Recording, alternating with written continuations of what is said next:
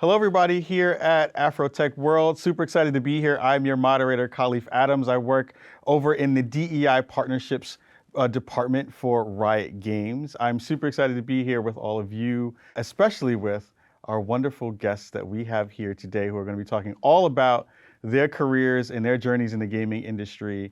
First up, I have REL Hunt, super excited to have you here with us, and also Dwayne Sands, who's going to be rocking with us as well for our conversation today, all about their journey in this space. Hey, how's everybody doing? How's everybody going today? Everybody's there okay? Good. Right? Yeah, alive.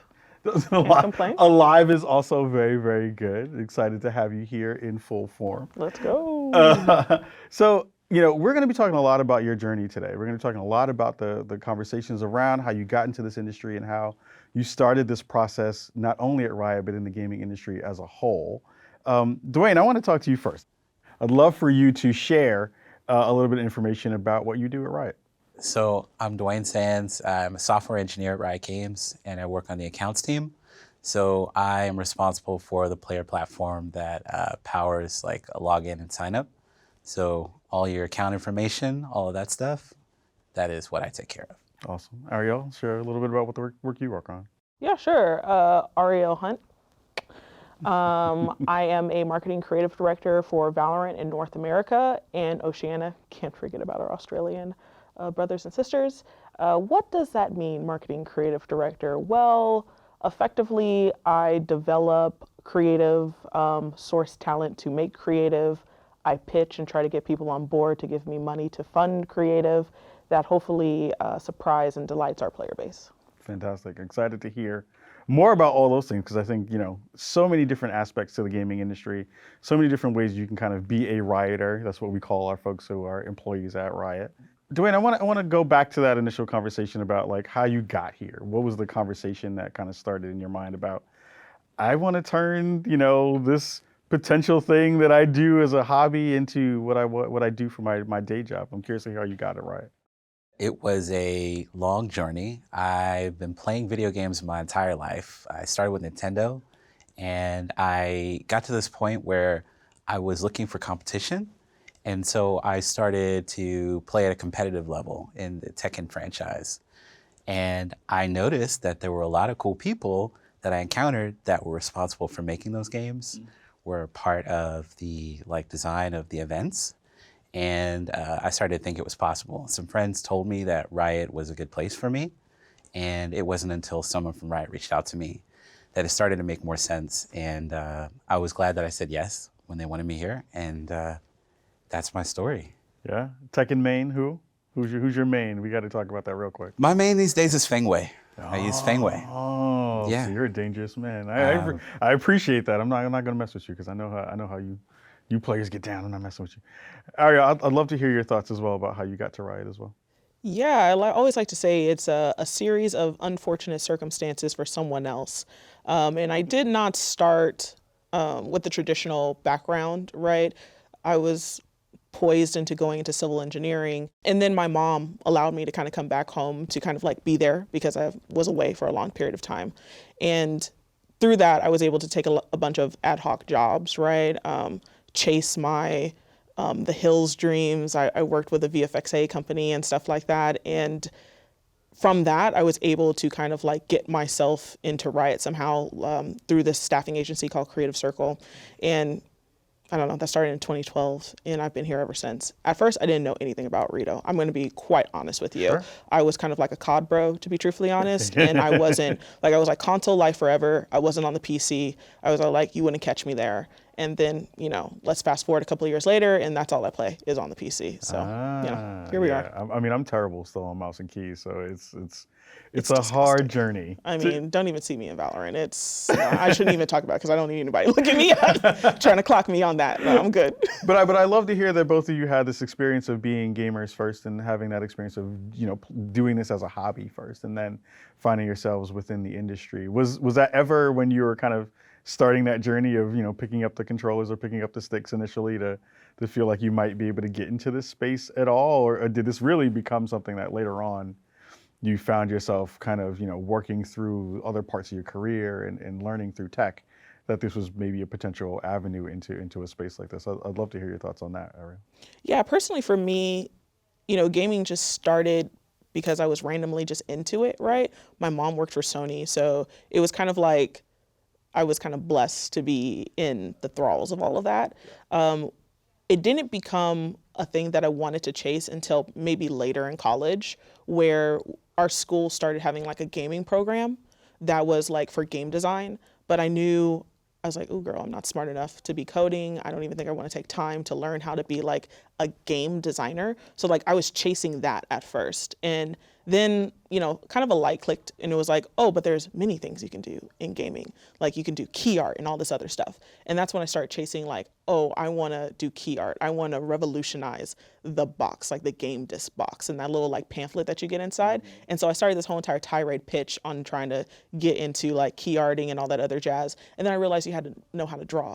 And I was like, oh, girl, I don't know how to do any of that, And so after that, I ended up at Riot because of my photo editing skills. And from there is where design kind of was like, oh, this is what I know how to do. And I know how to do it, decently or competently, right? And so, that's kind of how it came about. Huh. Dwayne, again, you had that fighting game spirit already within you. You had that, you had the glow already. Yeah. How did that kind of translate initially into your work in the gaming space? So it was a very windy journey. I knew that I was always already committed to software engineering. So I had that career track that I was on. I graduated from like Norfolk State with my computer science degree, and so I was working in industry. It was not the video game industry, it was banking. But I was still competing. I was competing at a lot of events, and I was meeting folks like community managers and event like coordinators, like tournament runners. And so I had this understanding that like the video game space, like there's a lot of different paths like that will bring you closer to the video games. And then I always assumed that like you needed to know like C++ or something else in order to work with games. You had to like design them. And so once I started to see that there were other ways, when the idea came that like, oh, well, I mean, you could be a software engineer at Riot Games. I was like, well, let's look into that because I really love some games and it would be nice if I could put the two together. Yeah, I think that's a really interesting part, especially for a conference like Afrotech World, where the conversations are around entrepreneurship and business and how you're kind of connecting the kind of transferable skills that you have, in your, maybe not your day job or that kind of move over or the other aspects of your career that you kind of pulled into a space. Within the gaming industry, also, we have a large conversation around diversity and inclusion and bringing more Black and brown folks into the space. Were there folks in any of your circles that you kind of saw who were in either tech adjacent spaces or ones that were even kind of on the periphery of the gaming industry? Dwayne, I'll go to you first. That's tough. I feel like it was again the community managers that I saw.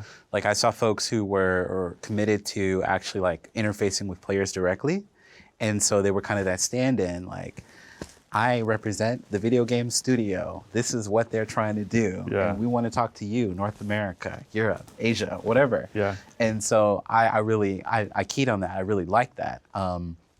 Gave me an understanding like that the video game companies would talk to you directly. It was then like I had a couple of people in my life who were doing like art related to like video game studios. And I saw that as just more filling in kind of the pieces around like, what can you do at a video game company? And once I started to understand how wide it was, that's when it started to become more of like a possibility. Yeah. Ariel, you talked about your mom working for Sony in that space. Did you have other folks in those kind of spheres that even maybe touched the gaming industry or kind of tech adjacent ones? I have to say maybe yes, just because I went to a predominantly tech school. Yeah. My mother and my supportive village community, there were engineers within that too, but it was more traditional, like Boeing, working for the government and stuff like that. It's interesting. I didn't necessarily connect people like me in the place that I wanted to be. I know this might sound trite and probably not really well worked out in my mind, but I kind of spent the majority of my early career, or like me just being young, as always being the token, right? Like you kind of go into situations just knowing that I'm going to be the only one. And you don't really like the weight of your decisions don't really dawn on you until later, right? Until like I'm away from it, that, oh, I was going into engineering and STEM, and I was cognizant that I was a Black woman going into engineering and STEM, Yeah. but I wasn't necessarily super aware of it. So when I was trying to get into gaming, it was like, I was just thirsty. I was like, I want to Yeah. get into gaming. I'm going to try to shake down as many trees as possible. I went to my mom, she had a network, and like she helped me to kind of like find people to kind of help educate me on like what is gaming, what is like there. But it really was just, again, those series of random unfortunate circumstances for people around me that kind of got me there. And I wasn't necessarily cognizant of kind of like the brown folks, people Yeah. like me who are in those positions, until I kind of like became a brown person in that position and kind of like, oh, yeah, I can help. Let me help, Yeah, I mean, I think that's a big part of the conversation when you are finding yourself in a new space, right? So you've done the work, you've gotten into Riot now. It's like day one. I know what I do in any day one job that I've gone to, especially in tech, is I'm like looking through the directory. I'm like, how many more brown folks can I find in this particular space? Because you want that camaraderie and you want to be able to have that kind of connection point. When you got to Riot and you kind of did that little bit of a search, probably, when you were thinking about kind of what that looked like and what your kind of potential hopes would be for community within in a space like this, or finding other folks who may have similar backgrounds or similar conversations you'd be able to have. What did that kind of conversation sound like or look like to you when you were kind of going through that process? I'll go to you, Dwayne. It looked like finding the directory, like looking for the list of people that work at this company, and I was like, okay, who can I see that is looking like someone that can like talk to me about what this experience is going to look like or be like for someone that looks like me, because the video game industry is like very white dominated, right?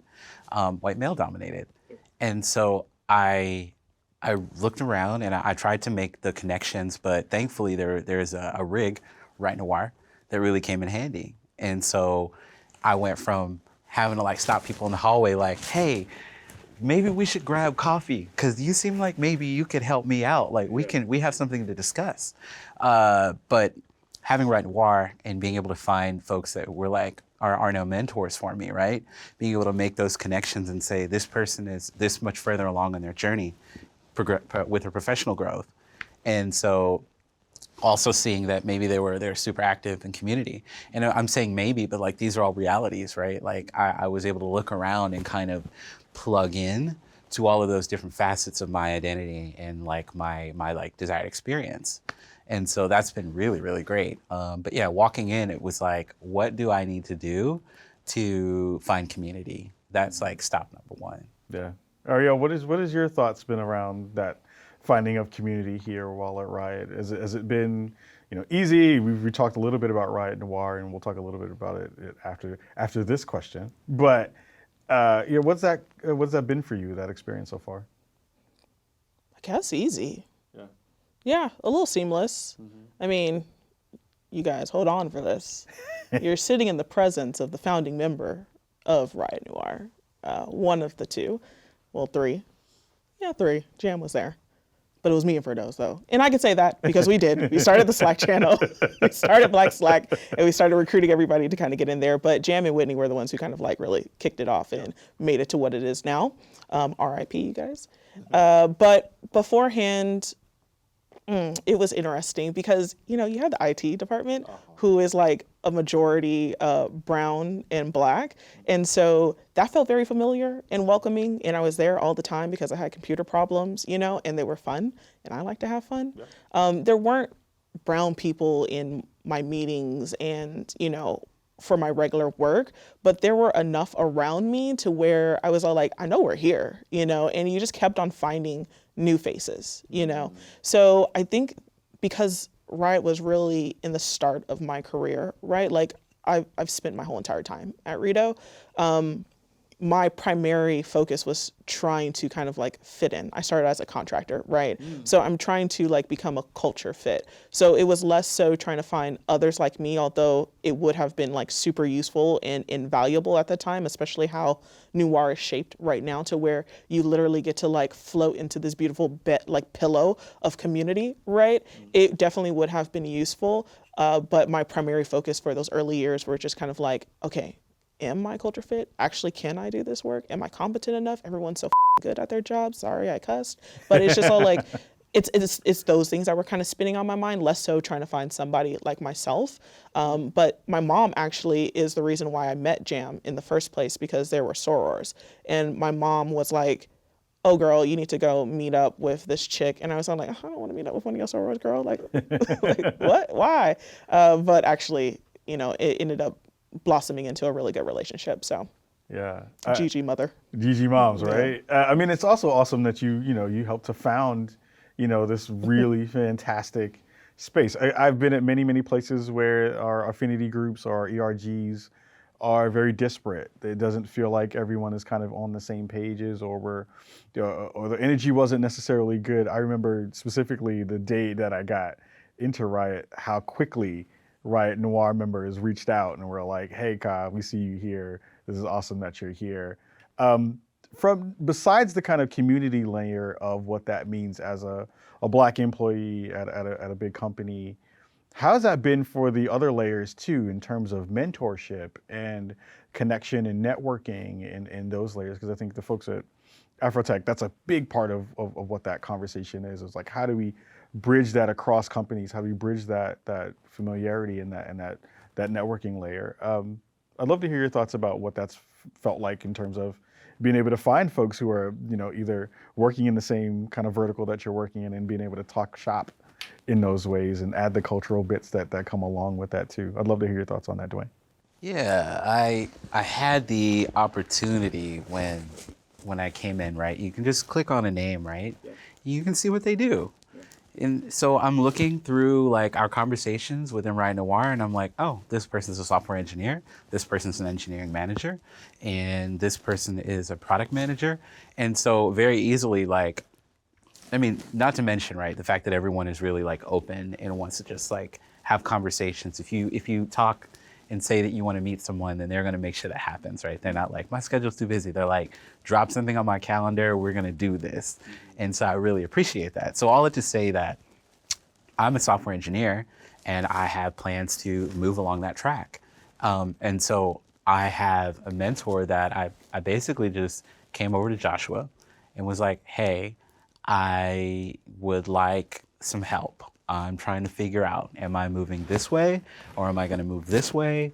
Like, I want to find some alignment. Like, tell me a little bit about like what that trajectory looks like. What was it like for yourself coming up in the video game industry? Like, you have that insight, and I was able to get that from him and turn that into like an ongoing mentorship. Having that is invaluable because it gives you something to like reflect upon and also to bounce your ideas off of. It's like, it's interactive that you have this with this person. So those things were great. And then not having to drop that all in one person, right? You have this collection of folks that you can bounce ideas off of. Like, I've had conversations with Will Morton, who's also another person who's like a software engineer as well, a couple steps ahead of me. And I'm like, hey, let's talk. And he's like, hit me up. Let's schedule it. Let's make that happen. And so that openness is really, I think, key to like having those like blossoming, like sort of like professional development opportunities, because you don't always get that.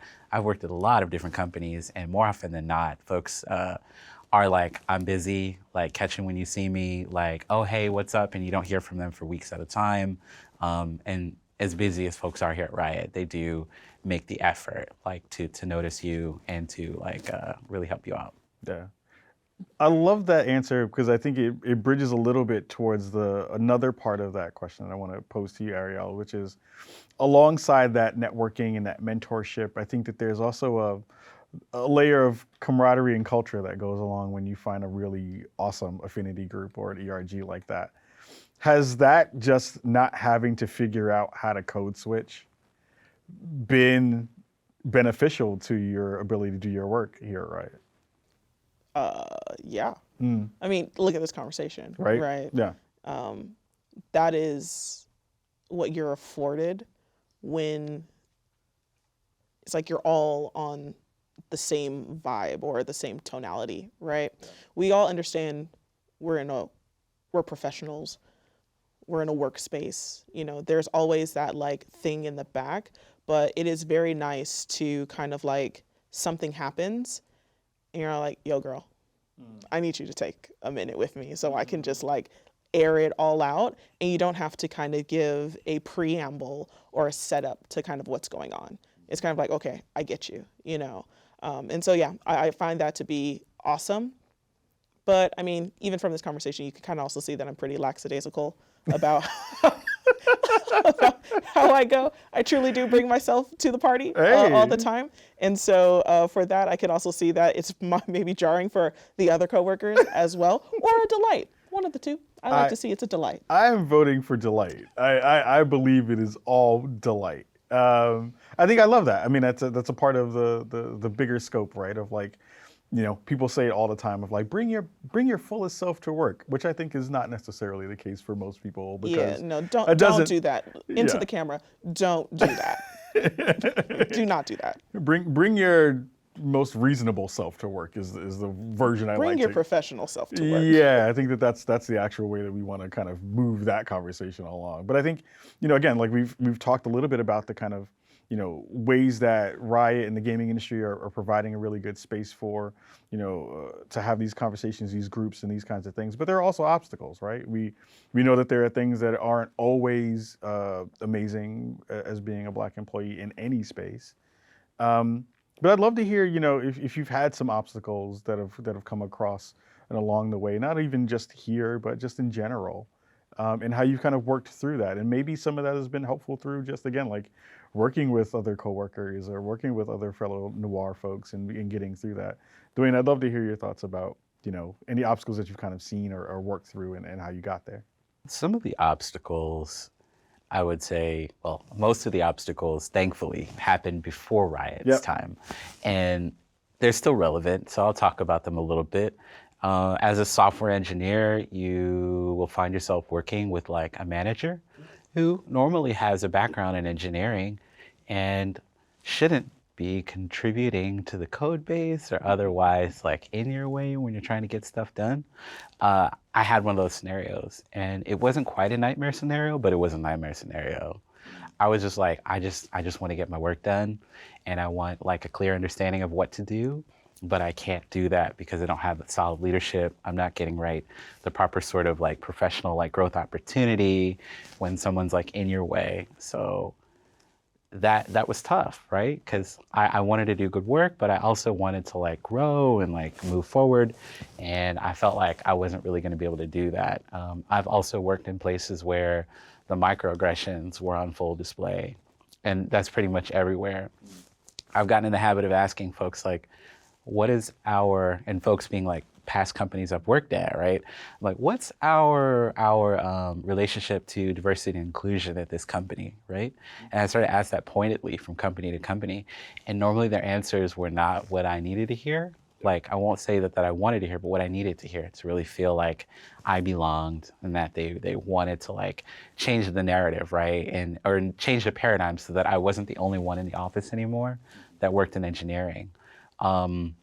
So back to the challenges, I think it really comes down to being in an environment here at Riot where when I say that something is up, something's a problem, I need to discuss it. Like, first of all, my manager's first stop, and that may go well, it may not, right? But I'll stop there, and then I can go to my HRBP. And thankfully, I have had a good interaction with the HRBPs here. So it comes down to being able to like surface when like shit is getting in the way of you doing good work, right? And you feeling like you don't 100% belong. Like the fact that you can go to someone and really have those conversations and then just get back to like doing your work and existing in a place that does feel more welcoming, right? Is like super key to you being able to like be your fullest self at work. Yeah. Ariel, same question for you. How have you worked through any of the obstacles that you've kind of found yourself in and kind of overcome those? It's interesting. I don't want to sit here and say that I haven't had an obstacle, Sure. right? It's hard to pinpoint it back to if it was because of the color of my skin, right? Just because of the way that I carry myself, my own little personality. I'm a little rambunctious, for those out there. And so it's kind of hard to be out. There's so many other red flags that could be thrown onto the field outside of just like the color of my skin. So I'm going to say I'm a little light on, the obstacles of getting here outside of just me growing up in the industry and becoming a more competent, more professional type of individual, how to harness, this energy into something that's inviting and not so much like off-putting, right, to people. I think that is kind of like where my growth and obstacle lessons were kind of like put in front of me. And for that, I cannot pinpoint whether or not someone was being racist to me. We're almost out of time. And you two have been brilliant, as I knew you would be. Before we go, I think something to leave the audience with, and folks who are going to be able to watch this and watching this now. If you were to give some advice to folks who are getting into the industry, give them one or two nuggets of wisdom about their journey or potential journey into this space. What would that be? What would you want to share with them to kind of give them a space that was better than when you kind of made your journey into it?